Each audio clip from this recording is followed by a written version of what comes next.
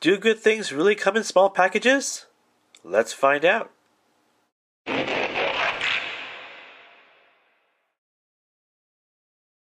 Hello everyone, this is Andrew here, and this is a video review of the KRE-O Transformers Kreon Micro-Changers.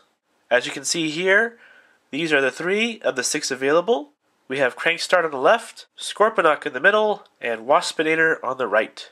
Each set has its own set of instructions that shows you how to build either the robot or its vehicle or beast form.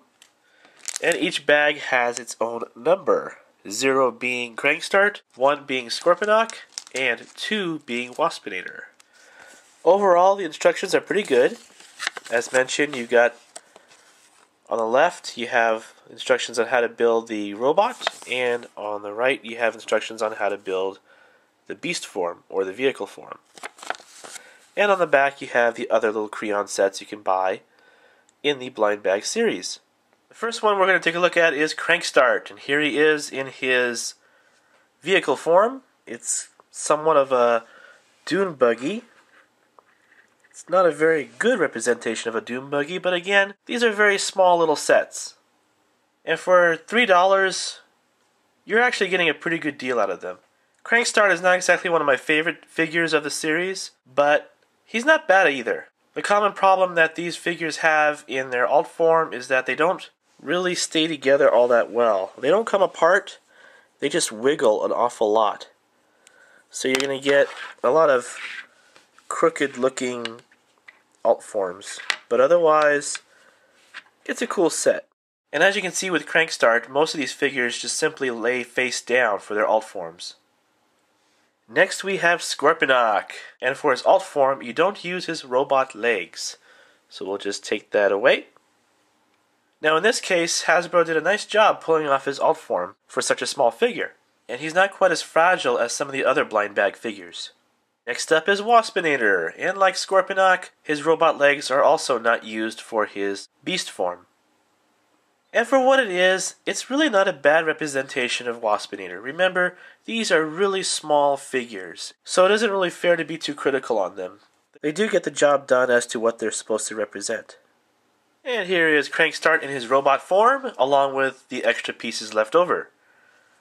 Although I do like the alt forms that they provide, as this is a nice little construction set, I do prefer the robot forms. I think this is where the little Kreons truly shine.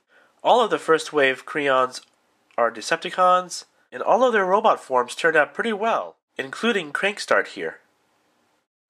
I'm not a big fan of translucent weapons, but in this case, I like it. And as you can see with a close-up of his head, this guy means business. And here he is without his armor and just his chest printing. Next is Scorponok, along with his extra pieces that are left over. Here he is from the side. Again, he has the nice translucent purple for his claws. A view from the back. Here's a nice close-up of his face. Pretty cool.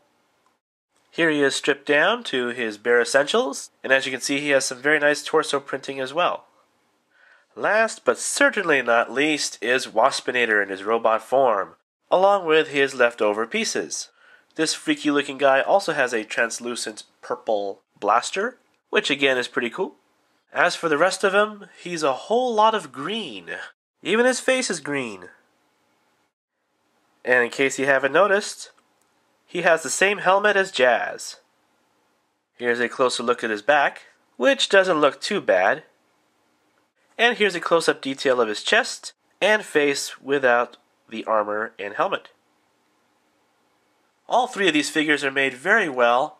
The plastic is good quality, the joints are tight, the details are nice, and the colors are vibrant.